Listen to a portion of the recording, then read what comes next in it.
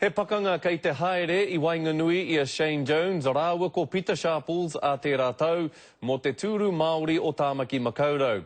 Nā mātou o te karere ngā tai pito mo tēnei pakanga I whakapuaki tuatahi atu ki te motu whānui I ngā marama kua hori. I runga I te huarahi a Shane Jones I te rangi nei e whakamina tau toko ana, a I reira tahi hoki I tōna taha a Mikey Sherman.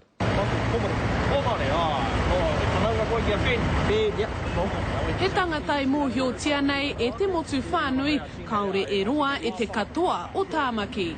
Te marea Māori ki Tāmaki Makaurau, ko hoha, ko kete no atu rātou, ko mōkaitia te pāti Māori, hei tono mā te roku nāhinara. A ko te mema Māori mo Tāmaki tērā e whaiwhai nei e ia, aha koa ko te tai tokerau te rohe tūturu ake o Shane Jones, kua whakaritea ko ia hei kai whakataitai mo te rōpū reipa, hei ngā kōwhiringa pōti a tērā tau. E hari te mahi māmā, e mōhi ana tātou a pita paku ana tanarongo, o tira kei te marea te tikanga. Ko tētahi o ngā matā o roto I te pua Shane Jones e wikitoria ai tēnei pakanga ko te whakarite tūru Māori o runga I te kaunihira matua hou, tērā kaore I tutuki I tana huariri. Pēnei hi ana koutou kia noho tonu te iwi Māori hei tono mā te rōpū nāhinara, ko pita tō tangata.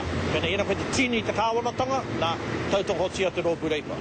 Ka tika rā he pakanga kai te haere, engari te āhua nei ko Shane Jones ka rongo I te uaua.